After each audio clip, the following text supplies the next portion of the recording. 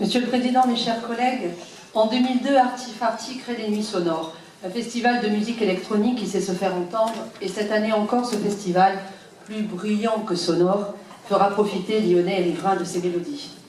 Mais vous n'êtes pas sans savoir que c'est en marge de ce festival qu'Artifarty complète ses ambitions avec une série de rencontres et de conférences sous le label de Labo européen pour l'innovation culturelle. Ces rencontres reflètent, et je cite le directeur de l'association, la volonté d'Artifarty d'être une structure politique engagée dans son époque. Au regard de la programmation, l'objectif de politisation est pleinement atteint. En 2018 déjà, bénéficiant de 40 000 € de subvention de la métropole, l'édition avait pour but la commémoration de mai 68.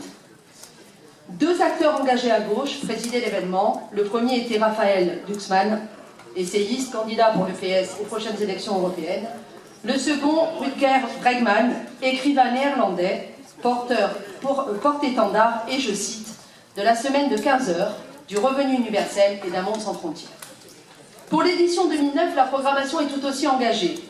Faisons juste un petit horizon de ces 4 jours. Le jeudi, il y aura un débriefing des européennes avec des médias exclusivement engagés à gauche.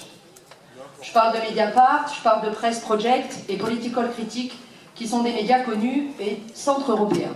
Le vendredi sera consacré, Monsieur le Président, à la désobéissance. C'est le titre. Où les nouveaux activismes seront mis en exergue. L'association radicale Deep Green Resistance y tiendra tribune.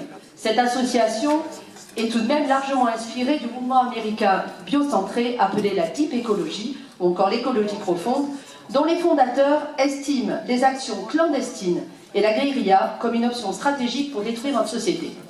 Le samedi fera la place à une association progressiste contre les États-nations. Alors, Monsieur le Président, vous l'avez compris, durant ces 4 jours, se succéderont de nombreux intervenants avec des expertises, bien sûr, qui, je n'en doute pas, viendront nourrir le débat, ou plutôt un débat, celui d'une couleur politique. Avoir une programmation engagée n'est pas un problème en soi. Notre groupe est très attaché à la liberté d'expression.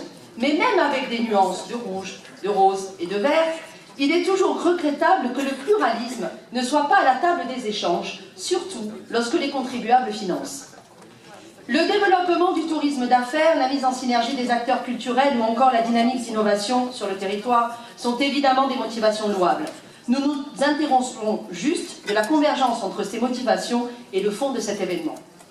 La culture est toujours une opération symbolique, comme disait Malraux. Et puisque nous y sommes allons très très loin, la culture est toujours une affaire politique. Et ça, c'est Gramsci qui le disait.